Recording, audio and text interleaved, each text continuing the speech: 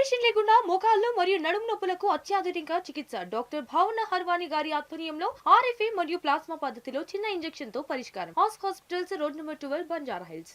Right, ఇదే అంశానికి సంబంధించి మనతో ఫోన్ లైన్లో మాట్లాడడానికి సీనియర్ రాజకీయ విశ్లేషకులు జలరంగ నిపుణులు వి ప్రకాష్ గారు ఫోన్ లైన్లో ఉన్నారు. నమస్తే అండి ప్రకాష్ గారు. నమస్కారం అమ్మా.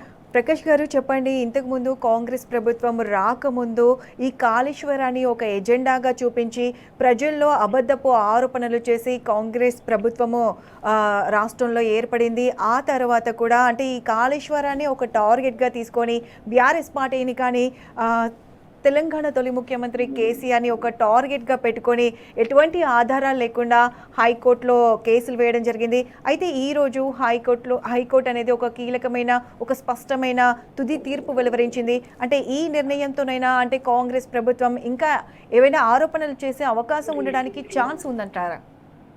ముందుగా ఇవాళ ఒక శుభదినం అమ్మ. మీ ద్వారా తెలంగాణ ప్రజలందరికీ కూడా భూమి తల్లికి నేల తల్లికి ఇవాళ యునైటెడ్ నేషన్స్ ధరిత్రి దినోత్సవంగా జరుపుకోవాలని చెప్పి 50 ఏళ్ళు కింద పిలుపునిచ్చింది. దాన్ని ఇవాళ సెలబ్రేట్ చేసుకున్నందుకు ఈ భూమిని పచ్చగా చూపించాలి, సస్యశ్యామలం చేయాలని చెప్పి కలలు కానీ తన అతి తక్కువ సమయంలో 57 ఏళ్ల విధ్వంసం నుంచి కేవలం 3-4 ఏళ్లలోనే ఈ నేల తల్లిని సస్యశ్యామలం చేయడానికి అప్పటి ముఖ్యమంత్రి కేసీఆర్ గారు, అప్పటి ఇరిగేషన్ శాఖ మంత్రి హరీష్ రావు గారు, అప్పటి క్యాబినెట్ ఎంతైతే గొప్ప ప్రయత్నం చేసిందో ఇవాళ వారికి ఒక గొప్ప విజయం అని చెప్పగలుగుతా.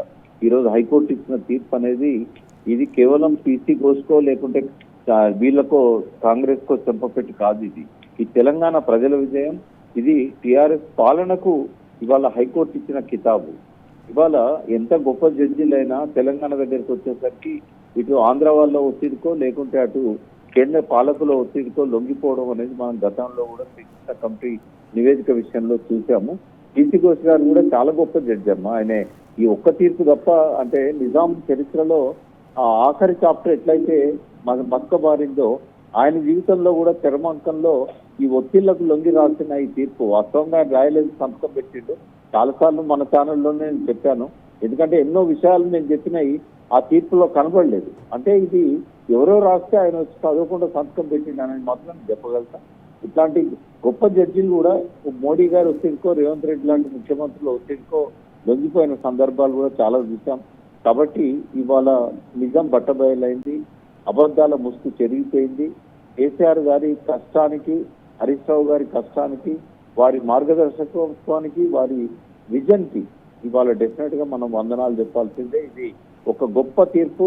26వ వార్షికోత్సవాన్ని జరుపుకోబోతున్న బీఆర్ఎస్ పార్టీకి ఇది ఒక మంచి ప్రేరణను, ఉత్సాహాన్ని ఇస్తుందని చెప్పి నేను అనుకుంటున్నా. ఈ కేసు సుప్రీంకోర్టు పోయినా కూడా గెలవదు.